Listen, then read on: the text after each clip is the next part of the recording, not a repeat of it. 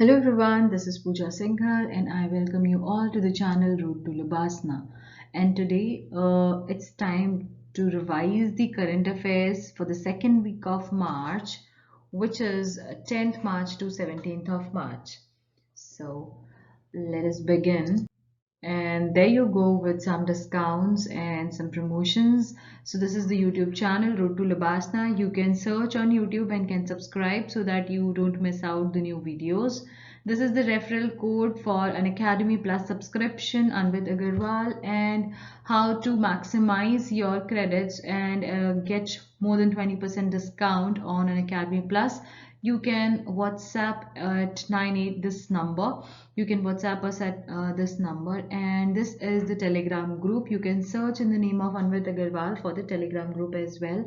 So if you have any issues with this video, or you have any issues with your strategy or your current affairs, and you want to talk to us regarding your motivation or strategy or anything else related to your exam, so you can join this Telegram group, or you can talk to us or ping us on WhatsApp in the given number. So moving on, the first question for the day says, consider the following statements about traffic program of which the Worldwide Fund for Nature and IUCN are its partner organizations. So traffic program के बारे में दो statements हैं. So let us see what they're saying. पहला statement बोलता है, its mission is to ensure that the trade in wild animals and plants is not a threat to the conservation of nature. That means कि जो trade हो रहा है wild animals और plants में वो थ्रेट नहीं हो कंजर्वेशन में, नेचर के conservation, not a threat to the conservation of nature, जो नेचर की आप कंजर्वेशन कर रहे हो उसके अंदर थ्रेट नहीं होना चाहिए, मतलब जो आप ट्रेड कर रहे हो वो लिमिटेड ट्रेड होना चाहिए डिपेंडिंग अपॉन द सिचुएशन. दूसरा स्टेटमेंट बोल रहा है it is a non governmental organisation. ये ट्रैफिक प्रोग्राम जो है ये नॉन गवर्नमेंटल ऑर्गेनाइजेशन है. So you need to find out what is the correct choice out of this. Only first statement, second, both, या फिर none. Again, the most important part, read these statements, question statement carefully before answering, क्योंकि इन्हीं की वजह से बहुत ज़्यादा गलतियाँ हो जाती हैं लोगों की. कल की क्लास पे मैंने देखा कमेंट सेक्शन में लोगों ने बोला हुआ है 5 गलत 6 गलत because of this correct and incorrect. So this is really bad guys. At least आते हुए क्वेश्चंस गलत नहीं होना चाहिए. अपनी हैबिट को अभी से इंप्रूव करना शुरू कर दीजिए कि पहले आप ये क्वेश्चन स्टेटमेंट पढ़ेंगे, अपना ये हाईलाइट मार्क करेंगे कि क्वेश्चन एग्जैक्टली आपसे पूछ क्या रहा है, तभी आप अपने ऑप्शंस आंसर आगे मार्क करेंगे. सो the correct choice for this the correct answer for this question is C, option C. That means both the statements are correct. इसका मिशन ये है कि जो वाइल्ड एनिमल्स का ट्रेड हो रहा है वो कंजर्वेशन ऑफ नेचर को थ्रेट नहीं होना चाहिए. उसके बाद it is a non governmental organisation. So this is the a little bit of explanation for this traffic. Moving on to the next one, it says the central government is set to launch an alcoholic beverage in the market for the very first time. Alcoholic beverage central government launch कर रही है. दूसरा statement है the beverage has a high nutritional value. Alcoholic जो beverage है उसकी nutritional value बहुत हाई है, high nutritional value. So you need to find out क्या है इसके अंदर से. एक स्टेटमेंट सही है, दो या फिर दोनों सही है या दोनों गलत है. So try to answer this question just by pausing the video. और सबसे बड़ा इंपॉर्टेंट चीज, अगर आप कोई स्टेटमेंट एलिमिनेट कर रहे हैं तो स्टेटमेंट का रीजन अपनी नोटबुक और पेन लेके आप ये क्वेश्चन सॉल्व कीजिए प्लीज. और जो भी फॉर एग्जांपल क्वेश्चन 2 आप सॉल्व कर रहे हैं और 2 के अंदर स्टेटमेंट आपके हैं, दो स्टेटमेंट्स हैं, so give the reason. If you are eliminating this option, so give the reason why you are eliminating, and at the end when we'll share the answer, please verify if your reason is correct or not. And this on this note, you will be able to improve your skills of marking these questions, and you will gain more confidence while solving these MCQs.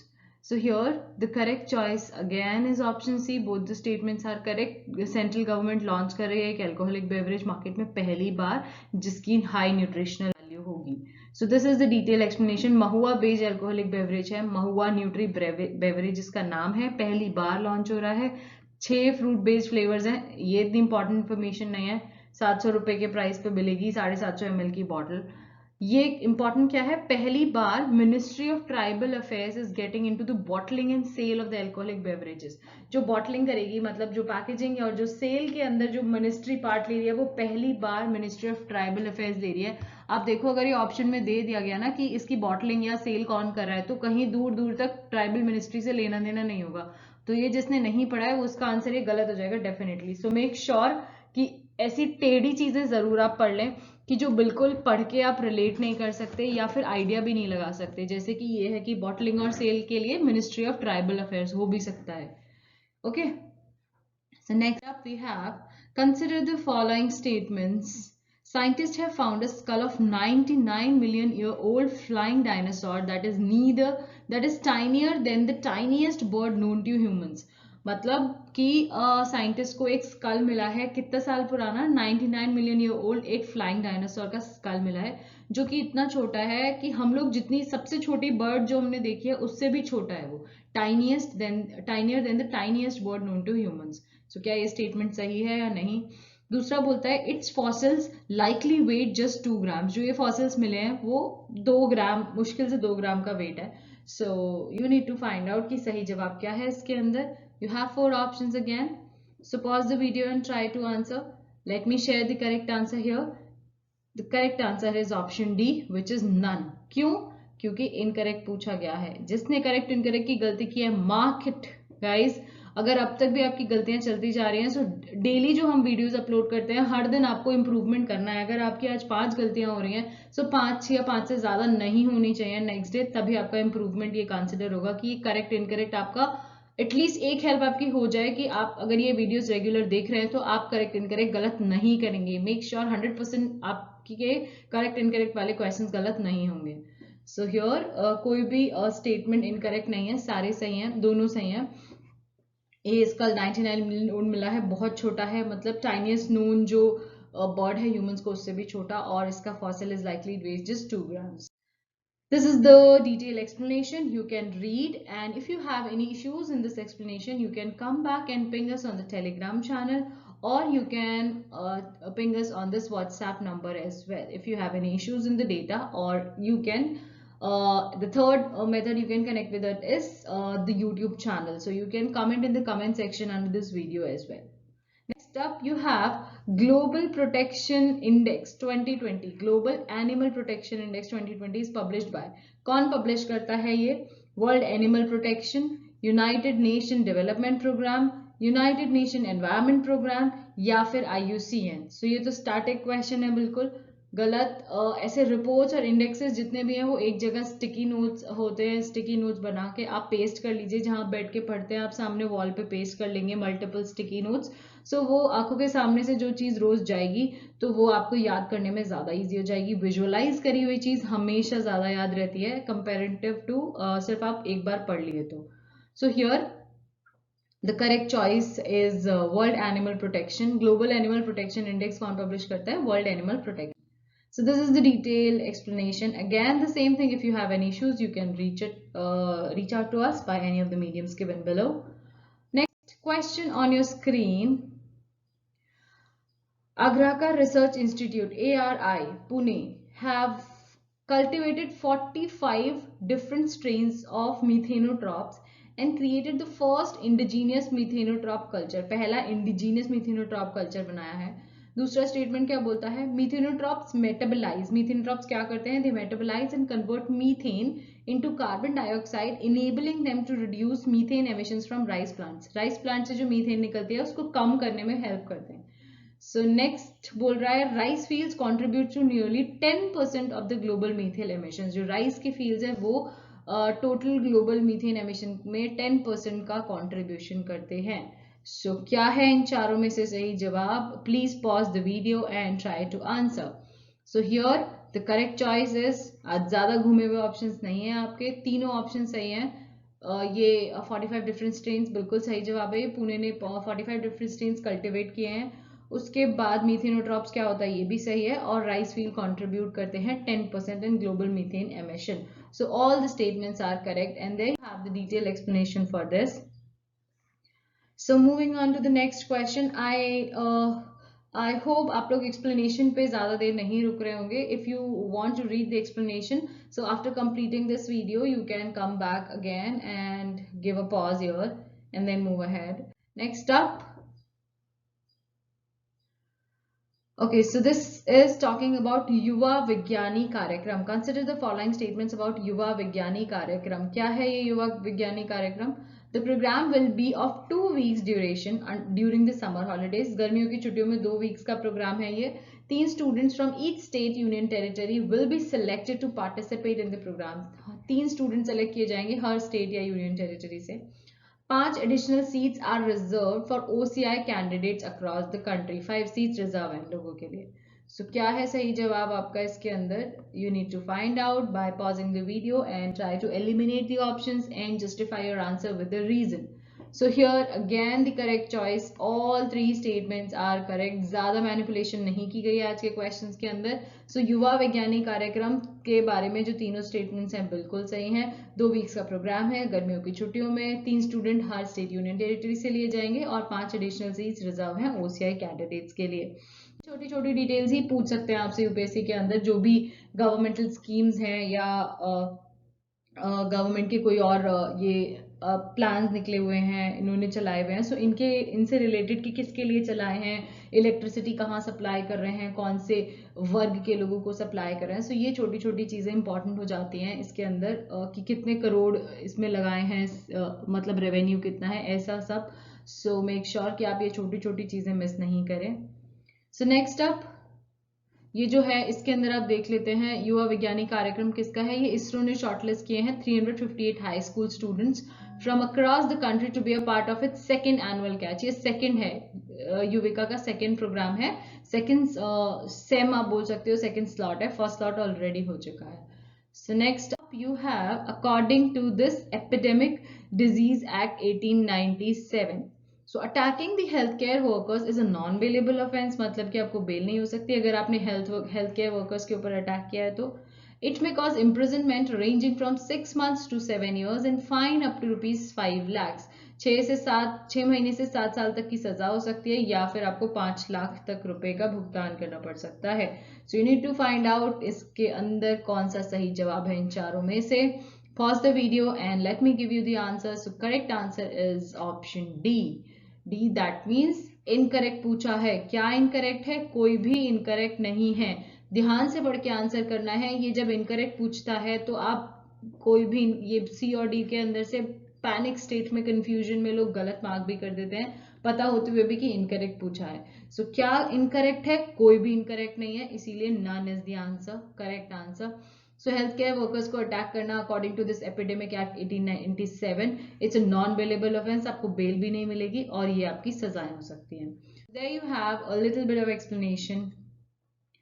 And with this, let's move on to the next question for the day. It's talking about National Crèche Scheme. So it is implemented by Ministry of Human Resource and Development, HRD. MHRD ने ये develop किया है. दूसरा बोलता है centrally sponsored scheme है. 2 type की scheme होती है. कमेंट सेक्शन में अगर सबको क्लियर है ये कॉन्सेप्ट तो सेंट्रली स्पॉन्सर्ड और सेंट्रल सेक्टर, इसका डिफरेंस लिख दीजिएगा जल्दी से कमेंट सेक्शन में. इन दोनों का सेंट्रल स्पॉन्सर्ड स्कीम क्या होती है और सेंट्रली सेक्टर स्कीम क्या होती है. कई बार हमने ये क्वेश्चन किया है. बहुत सारी स्कीम्स के बारे में ये क्वेश्चन जनरली पूछ लेता है. एक स्कीम अभी हमने लास्ट के 2 या 3 वीडियो में पढ़ी थी. पहली स्कीम जो कि सेंट्रल सेक्टर भी है और सेंट्रली स्पॉन्सर्ड भी है. So revise those notes as well and give the difference between these 2 schemes. Third statement बोलता है it is a free of cost day care facility. Free में डे केयर फैसिलिटी दे रही है सरकार आपको. सो कुछ चीज ऐसे फ्री में मिल सकती है, नहीं मिल सकती. आपको ऐसी चीज सुन के कान खड़े हो जाने चाहिए. डबल श्योर होना है आपको. ऐसे ऑप्शंस मार्क करते वक्त बिना सोचे समझे मार्क नहीं करना है कि हाँ सरकार ने दे दी होगी फ्री में, बहुत पैसा आ रहा है. सो सब कुछ टोटल फ्री में आपको सरकार दे रही है. सो ऐसे जो एक्सट्रीम चीजें हैं या आपको कुछ चीजें पर डाउट लगता है तो उनको डबल श्योर होने से पहले मार्क नहीं करना है. So here the correct answer is option B, that says only second statement is correct. Central sponsored scheme है. This is not a this is a central sponsored scheme. Only second statement is correct. Central sector नहीं है. कौन सी ministry है? Ministry of women and child development है. MHRD नहीं है. उसके बाद फ्री ऑफ कॉस्ट फैसिलिटी नहीं है. थोड़े से पैसे सरकार देती है, थोड़े से आपको खुद देने पड़ते हैं. So it's not a free of cost day care facility. So only second statement is correct, that it is centrally sponsored scheme, not centre sector scheme.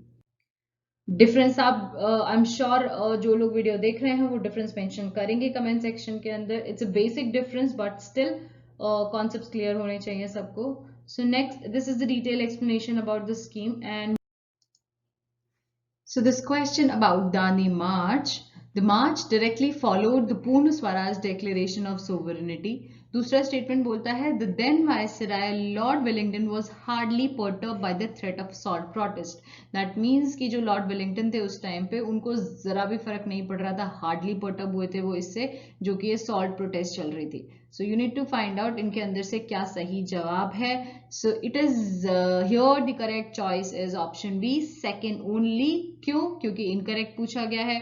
जिन जिन लोगों ने ये इनकरेक्ट की वजह से गलत किया, अपना काउंटर बढ़ा लीजिए कि आपने इनकरेक्ट का एक और क्वेश्चन गलत किया. अब इसके अंदर, और जिसने सही किया है आई होप उन्होंने रीजन मेंशन किया होगा कि ये स्टेटमेंट गलत क्यों है, और उसका रीजन मैच करने का टाइम आ गया है. रीजन क्या है? लॉर्ड वेलिंगटन नहीं थे, लॉर्ड इरविन थे. सो जिसका रीजन सही हुआ है, आई होप आप लोगों का कॉन्फिडेंस बूस्ट अप होता है इस चीज से. सो मेक श्योर कि सब लोग यही प्रैक्टिस अपने उसमें लाएं, प्रैक्टिस में लेकर आए कि आप रीजंस लिखें एलिमिनेट करने के लिए. सो आपका कॉन्फिडेंस डेवलप होगा. आपको समझ में आएगा कि आपके क्वेश्चंस तुक्के नहीं लग रहे हैं. जो आप के सही हो रहे हैं वो तुक्के से नहीं सही हो रहे हैं. You have the solid justification. So next up you have the Krishna Raja Sagar Dam was built across river Kaveri for the Mysore and Mandya districts in Karnataka. Second statement बोलता है the water released from this dam is further used as an important source of water in the state of Tamil Nadu. में use होगा वो.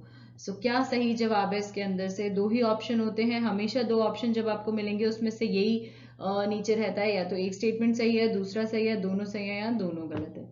सो what is the correct choice? Both the statements are correct here. ये दोनों statements बिल्कुल correct हैं about this Krishna Raja Sagar dam, कि इसके dam से जो पानी रिलीज किया जाएगा उसको यूज किया जाएगा important source of water in the state of Tamil Nadu. So you have the detail justification for this Krishna Raja Sagar dam in Karnataka, and उसको हम यूज करेंगे आगे तमिलनाडु में. Next question for the day is about RoPax. RoPax, roll on roll off cum passenger ferry service. It is a transport service project under Eastern Waterfront Development. If development from, कहाँ से कहाँ तक है ये? इसके अंदर आता है, ईस्टर्न वाटरफ्रंट के अंदर आता है. तो कहाँ से कहाँ तक है? Goa to Mumbai, Mumbai to Mandwa, Travancore to Cochin, या फिर Port Blair to Havelock. So what is the correct choice here? Pause the video और दिमाग लगाइए. कंफ्यूज भी किया जा सकता है. ईस्टर्न वाटरफ्रंट के अंदर है, लेकिन ये जो जगह के नाम हो वो ईस्ट के नहीं हो. So the correct choice here is option B. Mumbai से मांडवा की तरफ है ये transport service project. And there you have the detail explanation. Ministry of shipping ने लॉन्च किया है this ropax between Mumbai and Mandwa, Maharashtra के अंदर. वाटर ट्रांसपोर्ट सर्विस है अंडर ईस्टर्न वाटरफ्रंट डेवलपमेंट. और ईस्टर्न वाटरफ्रंट है क्या? एक मुंबई का पोर्ट ट्रस्ट प्लान है to develop this ports and lands across the Mumbai eastern coast. ठीक है. Next question for the day is talking about Essential Commodities Act. क्या which does not falls under the list of Essential Commodities Act. सो जैसे देखो, जो आपको I think इससे भी idea लगेगा the way I read the question की क्या चीज इंपॉर्टेंट है, क्या हाईलाइट करनी है, क्या नहीं करनी है. सो ऐसी चीज जब आप हार्ड कॉपी पे, आपको जब एग्जाम दोगे तो हार्ड कॉपी होगी ऑब्वियसली, आपको कंप्यूटर पे एग्जाम नहीं देना है. सो मेक श्योर कि आप जब क्वेश्चन पढ़ रहे हैं तो ऐसी चीजें हाईलाइट करें जिससे कि आपकी ये छोटी छोटी गलतियां बच सके. So does not falls under the list of essential commodities. क्या नहीं आता है? Drugs, edible oils, drugs means medicine, edible oils, petroleum, या फिर इनमें से कोई भी नहीं. सो what is the correct choice guys? Here the correct choice is option D. ऐसा कुछ भी नहीं है जो एसेंशियल कमोडिटीज में नहीं आता है. दवाइयां तो डेफिनेटली आती हैं, एडिबल ऑयल्स भी आएंगे, और पेट्रोलियम एंड पेट्रोलियम प्रोडक्ट्स भी आपके कमोडिटी एसेंशियल कमोडिटी के अंदर आते हैं and this you have the detailed explanation. If you have some issues, you have 3 ways to connect with us, so you can connect and can clarify your doubt. Next question for the day is about ARI 516. ARI 516 क्या है? It's a hybrid variety of grapes. It has been developed by Pune-based Agrakar Institute. The cost of production of this ARI 516 is low. Cost कम क्यों है production की? क्योंकि it is because of its moderate resistance to the majority of fungal disease. So you need to find out क्या है इसके अंदर से सही जवाब.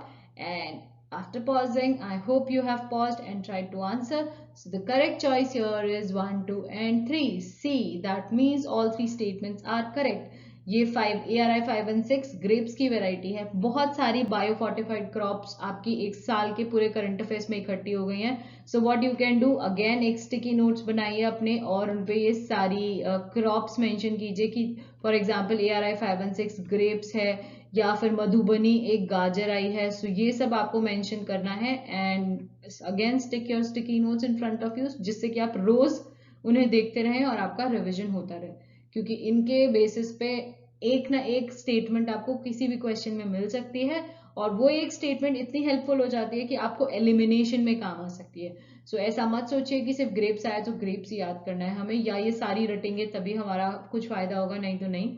कोई एक भी अगर आपको याद आ गई, वहां पे किसी स्टेटमेंट में मेंशन है और कोई एक भी याद आ गई और वो एलिमिनेशन में काम कर गई, so it will be very good for you. तीनों स्टेटमेंट सही है इस क्वेश्चन की बात करें तो. और this is the detail explanation. Again the same thing, read the explanation and come back to us if you have issues. Next question on the screen is about threatened categories. IUCN की list है, सबको पता है, vulnerable, critically endangered, endangered. इसमें सब classify किया होता है कौन सा एनिमल vulnerable होगा, कौन सा critically endangered और कौन सा endangered में आएगा. सो ये डेफिनेशन उसकी लिखी हुई है. यू नीड टू मैच कि वल्नरेबल की यही डेफिनेशन है या इन क्रिटिकली एंडेंजर्ड की डेफिनेशन ठीक है या एंडेंजर्ड की ठीक है. So you need to match, कहीं उल्टी तो नहीं की गई है. So you let take your time, pause the video and let me share.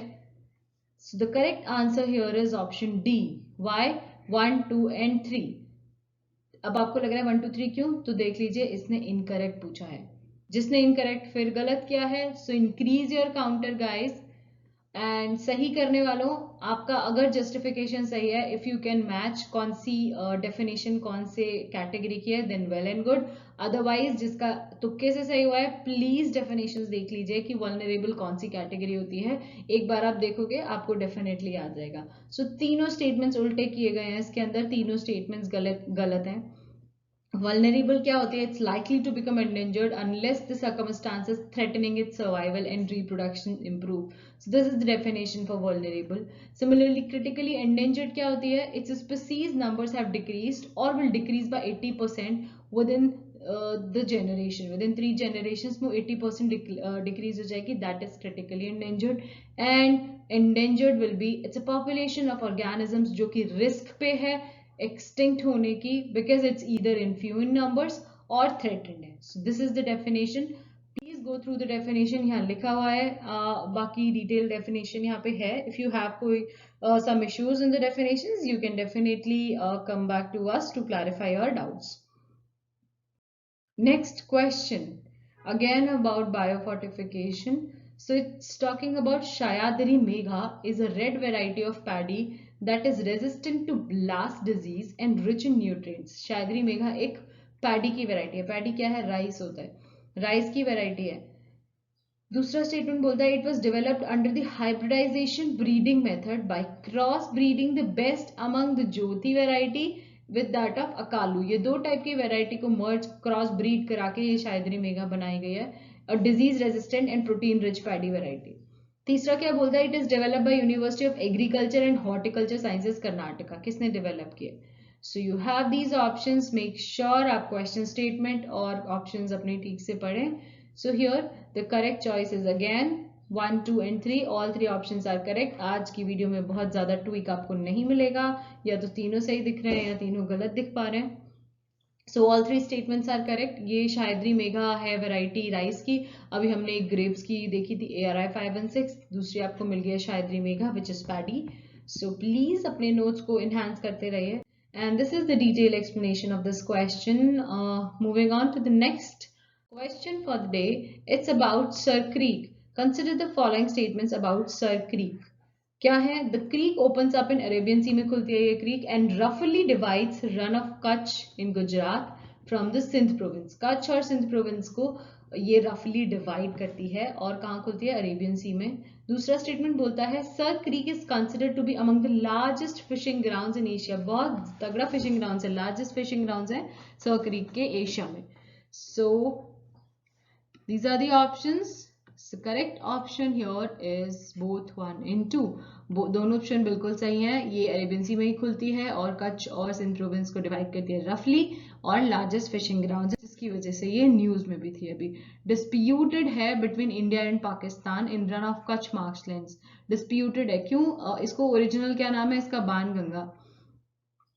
Arabian सी में खुलती है और रन ऑफ कच्छ और सिंध प्रोविंस जो है पाकिस्तान में इनको डिवाइड करती है. थालबेग प्रिंसिपल को अगर अपहेल किया जाए तो पाकिस्तान क्लेम करता है कि उसकी जितनी उसकी बाउंड्री है वो उसकी बाउंड्री नहीं बचेगी जितनी पाकिस्तान क्लेम करता है अगर वो थालबेग प्रिंसिपल की बात माने तो. सो next up, Indian bison is a state animal of. Indian bison कौन से स्टेट का स्टेट एनिमल है? गोवा का, बिहार का, दोनों का या किसी का भी नहीं है? सो इंडियन स्टेट्स एनिमल के लिए मैप भी हमारा नेक्स्ट स्लाइड में लगा हुआ है. सो उसके लिए आप मैप क्रिएट कर सकते हो. But for this question let's see the correct answer है इज बोथ. दोनों स्टेट का एनिमल है इंडियन बाइसन. एक एनिमल दो स्टेट का स्टेट एनिमल हो सकता है, that's true. And you have the map. So what you can do, you can create your own map. This is just a sample, a rough map from our side. So what you can do, purchase these maps. Easily आपको मिल जाते हैं ये India के maps और इनमें आप अपने vegetation हो गए, rains हो गई और for example these animals, this you can mark state wise और अपने stick कर सकते हैं walls पे. walls पे stick करने का तरीका भी होता है. you can like stick a thermocol sheet. पतली सी थर्मोकॉल शीट आती है, थर्मोकॉल शीट आप पहले लगा लीजिए, उसके बाद पुश पिन से आप अपने मैप्स को स्टिक कर सकते हैं जिससे कि आपकी आंखों के सामने सारी चीज रहेंगी और आपका रिविजन चलता रहेगा. घूमते फिरते भी आपको रिविजन होता रहेगा. सो next up, cord blood banking. It is a process of collecting the cord blood and extracting and cryogenically freezing its stem cells and other cells of the immune system for potential future medical use. तो ये बोल रहे हैं कि ये cord blood को collect कर लेते हैं future medical use के लिए. So cord blood contains special cells called hematopoietic stem cells that can be used to treat some type of diseases. उसमें special cells होते हैं जो disease, कुछ special disease को cure कर सकता है. नेक्स्ट बोलता है Indian council of medical research ICMR ने रिकमेंड किया हुआ है कमर्शियल स्टेम सेल बैंकिंग, मतलब कि इनको स्टोर करने के लिए कमर्शियली परमिशन दी हुई है. So you need to find out क्या है सही जवाब. सो सही जवाब है हमारा स्टेटमेंट सेकेंड और statement statement first and statement second आपका सही जवाब है. थर्ड गलत है. Indian council of medical research ने रिकमेंड नहीं किया है क्योंकि इसकी वजह से बहुत लोगों से पैसा छापने लग गए हैं कि हम आपके बेबी के स्टेम सेल्स को प्रोवाइड करेंगे जिससे फ्यूचर में अगर उन्हें कोई जरूरत होती है, बीमारी होती है तो यू कैन यूज. सो ये इन लोगों ने हॉस्पिटल में धंधा बना लिया है. वैसे भी आजकल हॉस्पिटल नहीं रहे हैं, होटल्स हो गए हैं और नॉर्मल लोगों को मेडिकल फैसिलिटी मिलने में बहुत प्रॉब्लम्स हो रही हैं. सो ये भी मना किया गया है इसी की वजह से कि लोगों ने बिजनेस बना लिया है. So you have these two options are correct. There you have the detailed explanation. Cord blood क्या होता है? Short of umbilical cord blood. Umbilical cord जब बेबी बॉर्न होता है सो उसकी जो कॉर्ड कनेक्टेड होती है that is umbilical cord. So उसके अंदर से जो ब्लड होता है वो यूज कर सकते हैं आप स्टेम सेल प्रोटेक्शन के लिए. So next question on your screen is about Cerex. So Cerex क्या है? Consider the following statements about Cerex. Search and Rescue Exercise. Search and Rescue Exercise 2020. So it was conducted by Naval Coast Guard in Bombay. Navy ने किया था बॉम्बे में. This is for the first time the 3 pillars of National SAR mechanism. पहली बार ऐसा हुआ है जो तीनों pillars ministry of shipping, SAR, shipping, civil aviation and defence took part in the Cerex 20. पहली बार तीनों ने पार्ट लिया है. ये हुआ है ऐसा पहली बार 17-18 सालों में. सॉरी, वो मजाक है, ऐसा पहली बार हुआ है जो 3 पिलर्स एक साथ कनेक्ट हुए हैं. So you need to find out कि इसमें से दिए हुए ऑप्शंस में से सही जवाब क्या है. So here the correct option is B. और एक और धक्का, जिसका इनकरेक्ट करेक्ट गलत हुआ है, अपना काउंटर आप बढ़ाइए to write down in the comment section and make sure कि आपका हर दिन जो वीडियोस चलती हैं उनके कमेंट्स में आप देखें, तो आपका इंप्रूवमेंट होना चाहिए, इनकरेक्ट करेक्ट की गलती नहीं होनी चाहिए. सो इनकरेक्ट पूछ रहा था सेकंड स्टेटमेंट इसके अंदर. I'm sorry, this is asking the incorrect ones. So first statement is incorrect here, not the second. So the correct choice here is option A, क्योंकि इनकरेक्ट पूछा गया है. और इनकरेक्ट कौन सा स्टेटमेंट है? फर्स्ट स्टेटमेंट इनकरेक्ट है. ये एक्सरसाइज बॉम्बे में नहीं हुई है. कहाँ हुई है? गोवा में हुई है. So the correct choice is option A here. And there you have the detail explanation. यहाँ ये बी लिखा हुआ है, it should be A. The explanation is perfectly fine. ये एक्सरसाइज गोवा में हुई है और ये पहली बार हुआ है कि तीनों लोग एक साथ आए हैं. फर्स्ट टाइम 3 पिलर्स आए हैं, but this is in Goa. Here the correct choice is option A. Next question for the day. I hope it is the last question. I think so. The first Gender Social Norms Index was recently released by. किसने release किया है? UNDP, UNICEF, UNESCO या फिर WHO. So pause the video and let me give you the answer. It is released by UNDP, United Nations Development Program. So इसने ये release किया है first gender social norms index. And there you have the detail explanation. United nation development programme ने release करा है. This index measure क्या करता है? How social believes obstruct gender equality in the areas like. कैसे social believes रोकते हैं gender equality को पॉलिटिक्स, वर्क, एजुकेशन में. Okay, so some other important news for this week are written here, so you can go and watch these news as well. And by the way, the most important topics we have already covered in the form of MCQs. And yes, बहुत सारे लोग मुझसे CSAT के questions के लिए पूछ रहे हैं. So I am in the process of creating CSAT questions, guys, and also the PIB videos. So stay tuned and give me a thumbs up and subscribe to my channel so that बाकी के जो नए updates आ रहे हैं वो miss नहीं हो आपसे. And share it with your friends, जो कि सब लोग इस वीडियो का फायदा उठा सकते हैं. So thank you so much. And again, this is the WhatsApp number so that you can have you can ping us if you want to have a discount, like if you want to maximize your discount by using your credits and the referral code to 20 to 25% by using this referral code. So you can ping us on this number. And this is the Telegram group. You can join this Telegram group and can discuss your doubts here. And the last thing is this is the channel name, Road to Labasna. So go and search and subscribe if you have not subscribed till now. So thank you so much for watching and stay tuned.